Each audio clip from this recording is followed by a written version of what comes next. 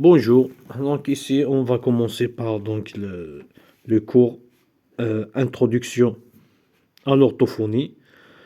Donc c'est le cours qu'on a eu ou qu'on a étudié l'année passée, 2019-2020. C'est un cours fondamental, de l'unité fondamentale, destiné aux premières années, sciences sociales, donc le deuxième semestre. Voilà. Donc on va voir avant de voir quoi que ce soit, ce cours est disponible sur e-learning Bijaya. Je vous laisse le lien dans la description. Voilà. On va voir c'est quoi l'orthophonie et qu'est-ce que vous allez voir en général cette année dans ce module. Donc le programme c'est définition de l'orthophonie, aperçu historique, concepts fondamentaux, les domaines d'intervention en orthophonie, la formation et les fonctions de l'orthophoniste, les relations de l'orthophonie avec les autres disciplines, les bases neuropsychologiques du développement du langage, les méthodes de recherche, application pratique, troubles de la parole et du langage. Bien sûr, pourquoi ce module? Bien sûr, en deuxième année, il existe dans notre université, qui est Abdelrahman Mira Bijaya, Algérie. Donc, on a cette spécialité d'orthophonie.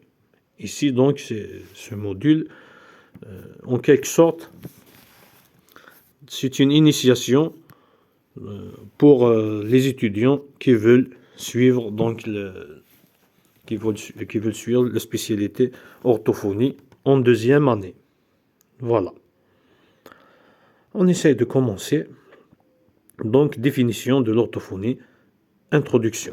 L'orthophonie-logopédie est une discipline relativement récente qui a su, au fil d'une compréhension de plus en plus fine et précise des phénomènes langagiers et communicationnels et de leur altération, construire sa spécificité sur le plan scientifique et clinique. Le développement considérable des travaux dans le champ de la pathologie, du langage et de la communication s'est enrichi de l'évolution des paradigmes dans les disciplines voisines comme la linguistique, la psychologie et les sciences de l'éducation. Donc, qu'est-ce qu'il faut retenir ici? Déjà, que l'orthophonie est une discipline relativement récente. Donc, ça ne fait pas longtemps qu'elle est née. Voilà. Aussi, elle s'intéresse à quoi l'orthophonie? Donc, elle s'intéresse au phénomène langagier, à la communication, que ce soit orale ou écrite. Ça, c'est le premier point à retenir. Aussi, le développement de cette discipline a été soutenu par le développement, ou enrichi par le développement d'autres paradigmes et des autres disciplines comme la linguistique, la psychologie et la science de l'éducation. Pourquoi? Parce qu'ils ont, toutes ces disciplines, un terrain en commun, que ce soit la psychologie ou la linguistique ou l'éducation. Donc, avec le déroulement du cours, vous allez constater que il y a plusieurs choses en commun, concernant l'orthophonie, la psychologie, la linguistique et les sciences de l'éducation. Voilà. On essaie de continuer. Donc, l'étymologie, d'où vient ce mot orthophonie et aussi le mot logopédie. Qu'est-ce que ça veut dire? Donc, on a le terme orthophonie, vient du grec ortho, droit ou régulier. Phonos, c'est le son ou la voix. Donc, l'orthophonie est l'articulation sans défaut d'une langue. Voilà. C'est communiquer, en quelque sorte. Communiquer correctement. Donc, pouvoir s'exprimer et comprendre dans une communication ou dans l'environnement en général, dans la société. Donc le terme logopède ou donc logopédiste, c'est quoi? Logo, c'est la parole, le discours. Pède, qui conduit ou qui mène à quelque chose, qui mène à un résultat. Donc, le terme logopède est utilisé en Belgique francophone et au Luxembourg. Celui de logopédiste en Suisse et au Canada. Celui d'orthophoniste, bien sûr, en France et chez nous aussi. Et parfois en Suisse romande. Ces termes sont synonymes. Ici, donc, si quelqu'un vous dit que je suis logopède, ou je suis logopédiste, ou je suis orthophoniste, c'est la même chose. Ici, donc, ces termes, je me souviens, à l'examen, on nous a donné un petit tableau, donc, pour faire des flèches, donc, entre logopède, logopédiste, orthophoniste. Donc, il y a aussi d'autres termes en anglais qu'on va voir après. Voilà. Donc, l'orthophoniste s'intéresse à la communication, le langage tout entier, qu'il soit oral ou écrit, et quelle que soit son origine, fonctionnelle, organique, traumatique ou due à des handicaps divers. Qu'est-ce que ça veut dire? Donc, l'orthophoniste s'intéresse à la communication, ça c'est clair. La communication entre au moins deux personnes. Et le langage tout entier. Le langage, ça veut dire il y a l'écrit et l'oral. Voilà. Même le langage qui n'est pas ni écrit ni oral. Le langage avec les signes. Donc, l'orthophoniste s'intéresse aussi à ce genre de langage. Donc, tous les langages, sans exception. Et quelle que soit son origine. Donc, fonctionnel, organique, traumatique, ou dû à des handicaps divers. Qu'est-ce que ça veut dire? Ça veut dire qu'elle s'intéresse donc aux pathologies, donc au dysfonctionnement en quelque sorte, donc de la communication ou du langage. Donc il y a une origine soit fonctionnelle, soit organique, soit traumatique ou des handicaps. Qu'est-ce que ça veut dire? Donc quand on dit traumatique, ça veut dire quelqu'un qui est normal, qui parle tout normalement. Après un accident, il devient après un accident, ça dépend dans sa tête ou je ne sais pas. Donc, il va avoir des difficultés à parler. Là, l'orthophoniste peut donc intervenir et faire son travail. Voilà. Aussi, côté organique ou fonctionnel, il y a aussi, par exemple, il y a plusieurs origines des problèmes dans le langage et dans la communication. Par exemple, une inflammation qui est près des cordes vocales, une inflammation ou n'importe quelle maladie, donc qui est près des cordes vocales, va faire en quelque sorte, va changer la voix de la personne et dans des cas, par exemple, la personne ne peut même pas s'exprimer correctement. Ici, l'orthophoniste aussi peut donc intervenir pour voir voir c'est quoi l'origine et pour envisager donc une thérapie. Donc en principe on va voir donc ces origines en détail après dans le cours. Donc on va voir aussi c'est quoi la rééducation orthophonique, c'est l'action que l'orthophoniste l'action que l'orthophoniste mis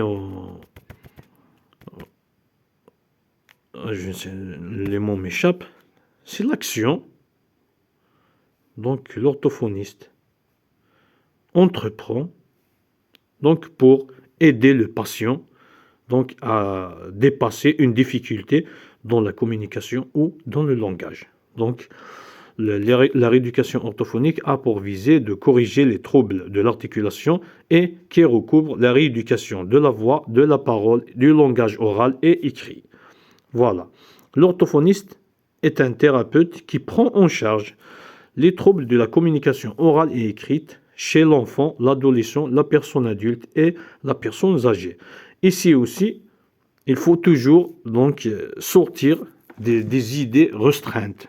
des idées, de l'idée restreinte. Ici, vous êtes à l'université, vous êtes en première année. En quelque sorte, vous devez donc voir les choses plus, donc, pas comme quelqu'un qui n'est pas allé donc à l'université. Il faut voir donc voir loin et voir aussi donc large, si je peux dire ça.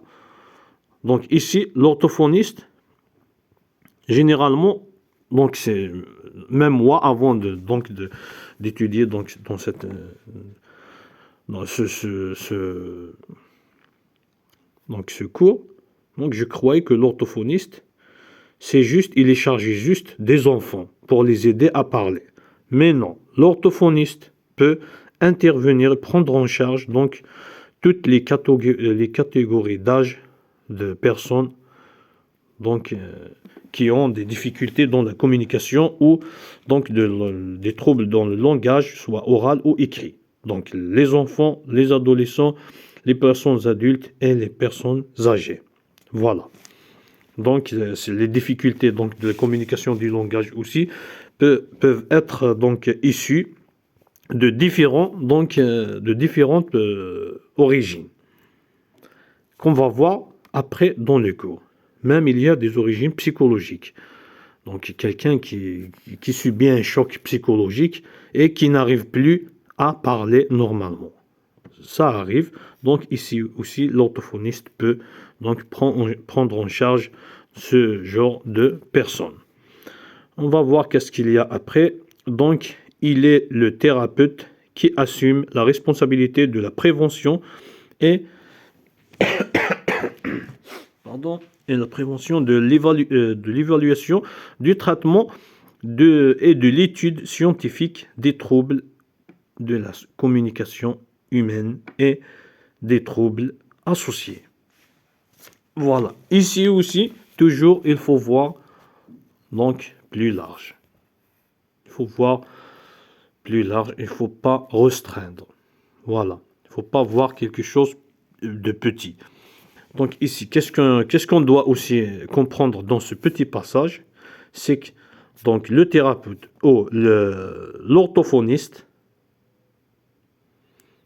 n'agit pas seulement quand la personne est atteinte d'une difficulté ou il n'agit pas seulement pour corriger la difficulté, pour corriger donc le trouble.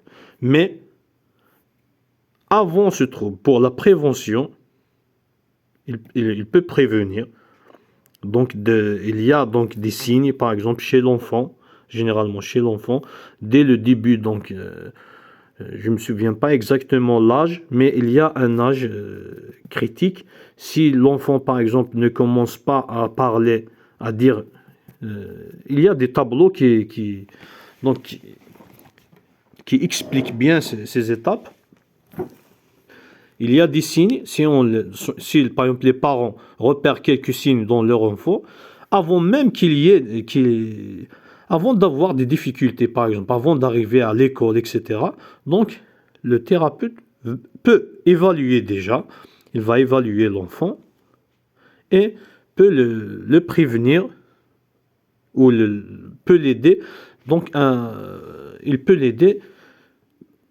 Donc, en sorte, il va l'aider à ne pas arriver à un stade où il ne peut pas parler, où il va avoir un bégaiement ou n'importe quelle difficulté. C'est ça. Donc ici, l'idée, c'est de savoir que l'orthophoniste peut, donc, dans son travail, englobe la prévention, l'évaluation et le traitement et aussi l'étude scientifique des troubles de la communication humaine et des troubles associés. Voilà. C'est ça. Donc, dans ce contexte, la communication englobe toutes les fonctions associées à la compréhension et à l'expression du langage oral et écrit, ainsi qu'à toutes les formes appropriées de la communication non verbale. Voilà. Jusqu'à ici, qu'est-ce qu'on doit, donc, si on essaie de résumer jusqu'à ici avant donc d'entamer le prochain point. Jusqu'à ici, qu'est-ce qu'on a vu? On a dit que l'orthophonie s'intéresse à la communication, le langage, tout entier, que ce soit oral ou écrit, que ce soit aussi donc la communication verbale ou non verbale. Voilà, ça c'est un. Donc aussi, elle s'intéresse, ou l'orthophoniste s'intéresse et essaye donc d'agir. Donc soit par la prévention, ou l'évaluation, ou aussi donc le suivi et le traitement. Donc de tous les troubles de communication et donc les troubles de communication et de langage, on a dit donc oral et écrit. Aussi donc ce langage oral et écrit et aussi la communication non verbale dans ces deux donc facettes, dans ces deux aspects, dans ces deux versants. C'est quoi? C'est la compréhension et l'expression. Voilà. Donc on a dit que l'orthophonie s'intéresse donc à la communication, au langage tout entier et donc aux difficultés, aux pathologies qui se rapportent, aux troubles qui se rapportent. Voilà. On a dit que donc cette communication et ce langage donc inclut l'oral, l'écrit et la communication non verbale. Aussi, on a dit, donc dans ce côté donc, du langage oral et écrit et de la communication non verbale, donc elle s'intéresse, l'orthophonie, donc à deux aspects ou à deux versants, à deux côtés de cette communication du langage. C'est quoi? Donc c'est le côté expression, comment l'individu exprime peut-être ses sentiments, ses idées, etc. Et aussi la compréhension. Voilà, il faut voir l'idée donc bien comme il faut. Il ne faut pas voir que l'orthophonie, c'est quelqu'un qui ne peut pas parler correctement. Voilà, c'est l'orthophonie, point. Non, l'orthophonie, donc elle touche donc plusieurs points. Voilà.